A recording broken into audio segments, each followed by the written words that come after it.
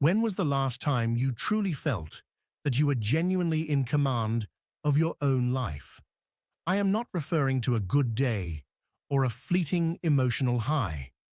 I am speaking about that deep sensation of inner authority, of clarity, of direction, that internal certainty that your decisions belong to you, that your actions are aligned with who you are becoming.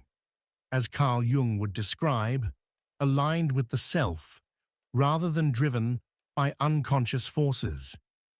If you find it difficult to answer that question, it is not a coincidence. Most people live busy lives, but they do not live in control. They wake up tired, react to whatever the day throws at them, attend to what feels urgent, and postpone what is truly important. It is not that they lack potential, it is that they have lost mastery over themselves.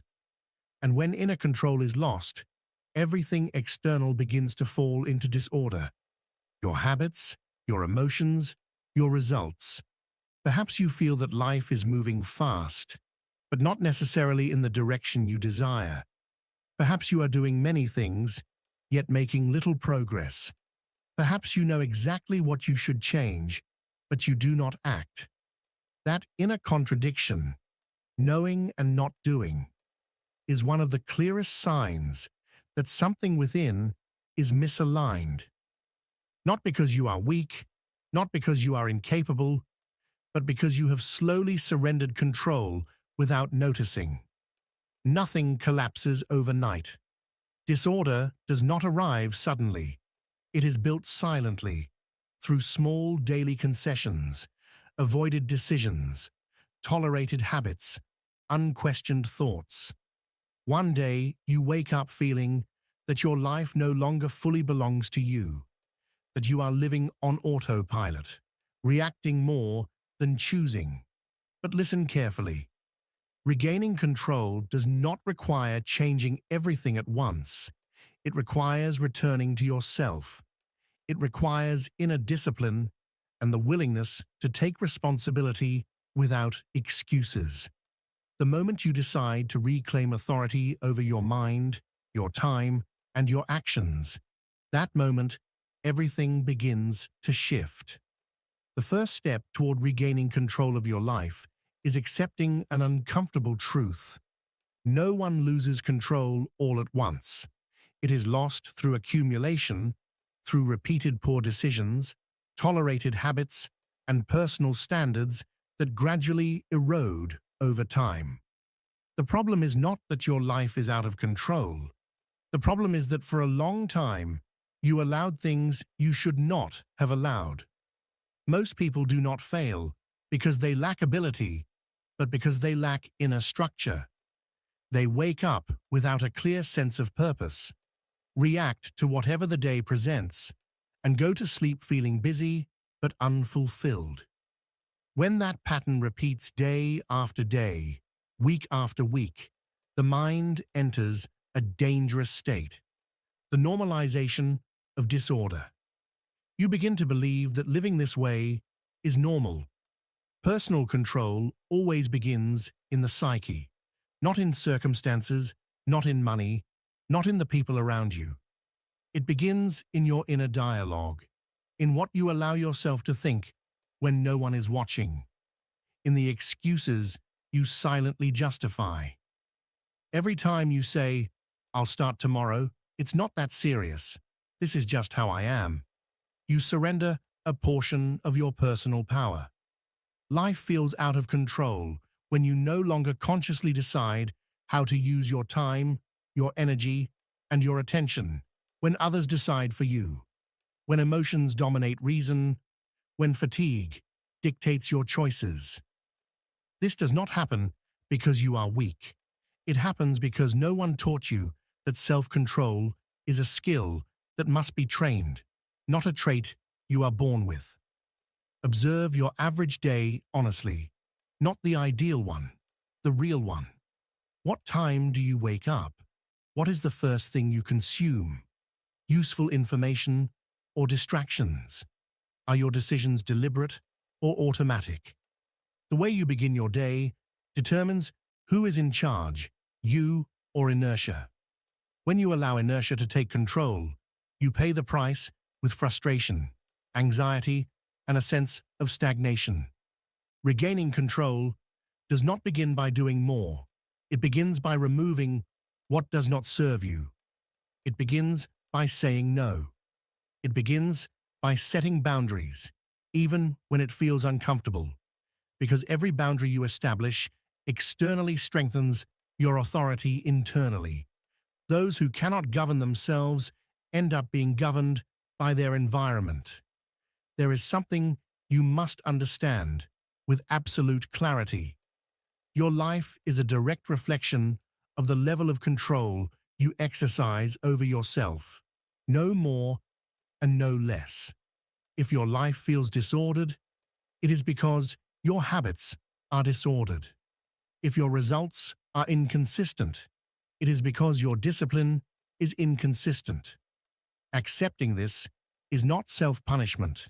It is self-empowerment, because what depends on you can be changed. At this first stage, you are not asked to be perfect. You are asked to be conscious, to begin observing yourself without self-deception, to identify where you are surrendering control unnecessarily, because the simple act of awareness is already a form of reclaimed authority.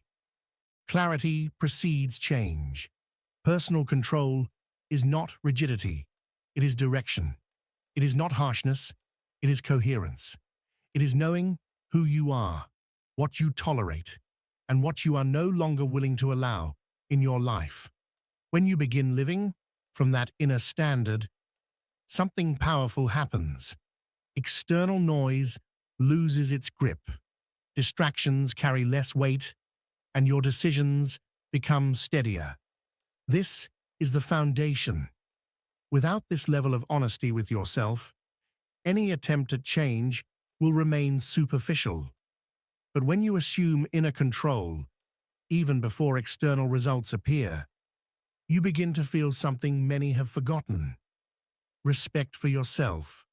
From there, everything else can be built. The second major step toward regaining control of your life is understanding this. You do not lose control because you do not know what to do. You lose it because you do not sustain what you know you must do. The gap between knowledge and action is where most people become stuck. You know you should wake up earlier. You know you should protect your mind. You know you should focus, but you do not do it consistently. And that inconsistency is the root of chaos. Self-control does not fail in the big moments. It fails in the small ones, in decisions that seem insignificant but repeat daily.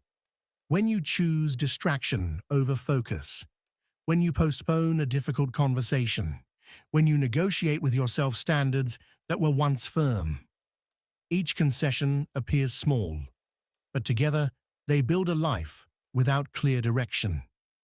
There is a truth you must accept. The mind seeks comfort, not growth. If you do not give it structure, it will always choose the easiest path. That is why discipline is not punishment, it is protection. It protects you from your impulsive self, from excuses, from the natural tendency to avoid effort. The disciplined person is not the one who never fails, but the one who refuses to quit. Many confuse control with motivation and wait to feel inspired before acting. While they wait, life moves on. Real control works in reverse. You act first, even without desire, and motivation follows. Action organizes the mind. Repetition shapes identity, and sustained identity produces results. If today you feel that your life is out of control, ask yourselves honestly, what habits are you tolerating that you know are pulling you away from the people you want to become? Do not look for blame outside. It is not the job. It is not other people. It is not the past. It is the accumulation of daily habits that are not aligned with your highest potential. Control is restored when you return to conscious choice, when you deliberately decide again, when you choose a minimal routine and honor it, when you do what you said you would do, even when no one is watching. This is where trust in yourselves is rebuilt. According to Carl Jung, each promise you keep strengthens your character, and each promise you break weakens it, because the psyche remembers coherence more than intentions. Perhaps messages like this resonate with you because you sense the need for order, clarity, and direction within. And if this content is helping you think with greater firmness and raise your inner standards, stay close to ideas of this nature, because the repetition of correct symbols and principles is what ultimately shapes a strong and integrated mind. Now it is important that you participate actively. Do not continue listening on autopilot. Answer this inwardly, and if you dare, write it in the comments. What specific habit do you know you should change to begin reclaiming control of your life today? Not something generic, but one concrete habit, the one that makes you most uncomfortable to admit. Clarity is born when you put things into words, and when you make conscious what you have been avoiding, control begins to return. Disorder is not defeated through brute force, but through daily decision. Remember this: you do not need to change your entire life today. You need to reclaim authority over one single thing and sustain it. From there, control expands. In the next part, we will go deeper into one of the greatest thieves of personal control, one that operates silently and, if not mastered, will sabotage any attempt at real change. One of the main reasons a life feels out of control is not a lack of action, but a lack of emotional direction.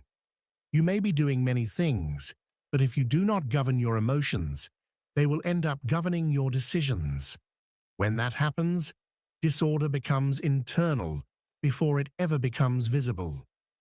Most people do not lose control because they are weak, but because they never learned how to relate consciously to what they feel. They react to stress, exhaustion, frustration, or fear, and then attempt to justify those reactions with logic. Yet the truth is simpler. When an emotion rules, discipline disappears, and without discipline, control is impossible. Observe carefully how many important decisions you make from impulse.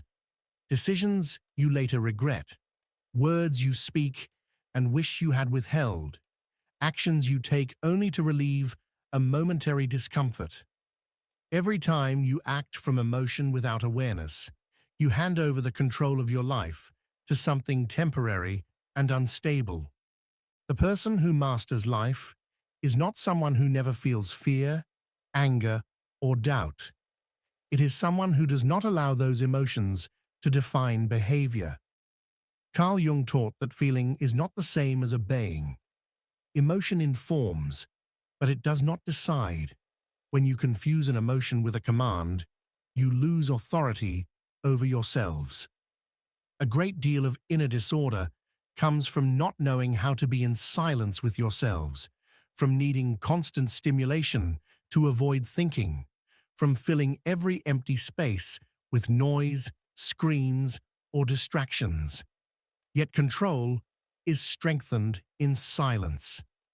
In those uncomfortable moments where there is no escape and you are forced to face your own thoughts without filters. When you learn to observe your emotions without immediately reacting, something powerful happens. You recover mental space. You stop living defensively.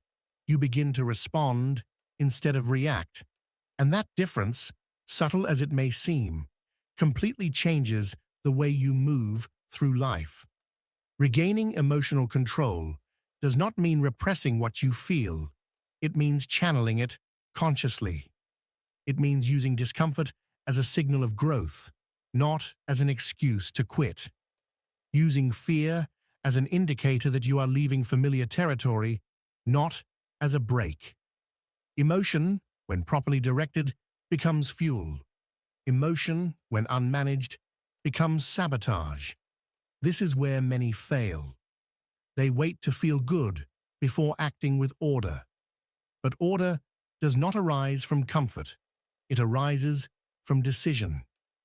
Clarity appears after disciplined action, not before. When you act from principles rather than moods, you begin to feel something you had lost: inner stability. Emotional control is trained in the everyday moments, in how you respond to criticism, in how you handle small frustrations, in how you choose to continue when something does not go as expected. Each of these moments is an opportunity to reaffirm who holds authority in your life. If you do not govern your emotions, you will always remain at the mercy of the environment. But when you learn to stand firm, even in discomfort, you recover something essential: respect for your own inner strength. That respect becomes coherence, confidence, and clear direction. In the next part, we will enter even deeper territory, because there is a silent enemy of personal control that does not live in emotions, but in identity. If you do not redefine who you are and what standards you uphold, no change will last. There comes a point where controlling habits and emotions is no longer enough. If you want to regain real control of your life, you must confront something deeper: the image you hold of yourselves. Because in the end, you will always act in coherence with the identity you believe you have, not the one you claim to desire. Many people attempt to change their lives without changing how they see themselves. They say they want discipline, but perceive themselves as undisciplined. They say they want order, yet internally repeat that they have always been chaotic. As long as that identity remains unchanged, any new habit will be fragile and temporary. The psyche always seeks to return to what is familiar, even when that familiarity limits you. Identity is built through the words you repeat, the decisions you sustain, and the standards you refuse to negotiate. Every time you label yourselves as people who always fail, who never finish what they start, or who somehow sabotage their own progress, you are not simply describing reality. You are actively reinforcing an inner narrative that shapes your behavior. That story becomes a psychological structure. You begin to act in ways that confirm it, not because you are incapable of change, but because your actions unconsciously seek consistency with the identity you have accepted. From a Jungian perspective, this is the ego identifying with a narrow, limiting persona, a mask built from past disappointments rather than present potential. Regaining control begins when you stop asking who you have been and start deciding who you will be from this moment forward, not through fantasy or wishful thinking, but through psychological coherence between awareness and action. This process has nothing to do with repeating pleasant phrases in front of a mirror or convincing yourselves with empty affirmations. Carl Jung never pointed towards superficial positivity. He emphasized integration, responsibility, and conscious effort. True change comes from choosing higher inner standards and living according to them, even when it feels uncomfortable, inconvenient, or lonely. Identity is not formed by what feels good in the moment, but by what you consistently do over time. Repeated actions shape the ego, and the ego, in turn, stabilizes the personality. Those who possess real self-control are not driven by fleeting impulses or unconscious reactions. They are guided by inner principles that remain steady regardless of circumstance. People with inner control live by clear internal rules. They know what they tolerate and what they no longer allow in their lives. They recognize when something violates their values, and they act accordingly, even when it costs them comfort, approval, or familiarity. That daily congruence between values and behavior is what strengthens identity. A strong identity supports stable habits, emotional balance, and mental clarity. There is something essential you must understand deeply. You do not need to prove anything to anyone. Seeking validation from the outside is one of the most subtle ways people surrender control over their inner lives. Control is not reclaimed by applause, recognition, or external approval. It is reclaimed the moment you begin to respect yourselves enough to stop betraying your own standards. Every time you do what you know is right, even when no one sees it and no reward is guaranteed, your identity becomes stronger. Every time you abandon your values for comfort or convenience, that identity weakens. Many people feel chronically exhausted not because they work too much, but because they live in constant contradiction with their inner truth. They think one thing, say another, and act in a third way, and that internal fragmentation drains enormous energy. When thought, word, and action are misaligned, life feels chaotic, heavy, and confusing. But when they come into alignment, something shifts. Life does not become easier, but it becomes clearer. Decisions feel simpler. Regaining control of your identity also requires letting go of who you used to be. You are not the person you were years ago. You are not defined by your mistakes, your failures, or the versions of yourselves that acted from fear or ignorance. You are defined by the decisions you make today. Each day offers an opportunity to reaffirm who you choose to be, not from guilt or shame, but from responsibility. When inner identity changes, the external world responds, not because reality is magical, but because you move differently within it. You make decisions with more firmness, set boundaries without excessive explanation, act with intention instead of reaction, and that new way of being produces different outcomes. This is not mysticism, it is psychology.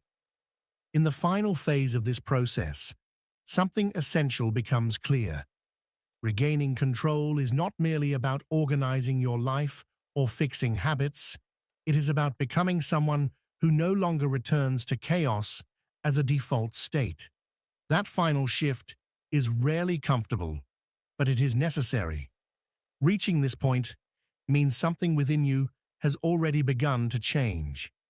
Not because you heard inspiring words, but because you allowed yourselves to see the truth without disguises or excuses. Now comes the most important realization of all. Regaining control of your life is not a single event. It is a decision that must be renewed every day. Real control does not feel euphoric or dramatic. It feels calm. It feels grounded. It feels like a quiet confidence that does not need to announce itself or seek validation. When you regain control, you stop chasing everything. You stop reacting impulsively, stop justifying yourselves, and begin to move with intention. That way of living transforms every area of your life, even when no one else notices. Many people wait for a dramatic turning point, a revelation, or a lucky break to change their lives.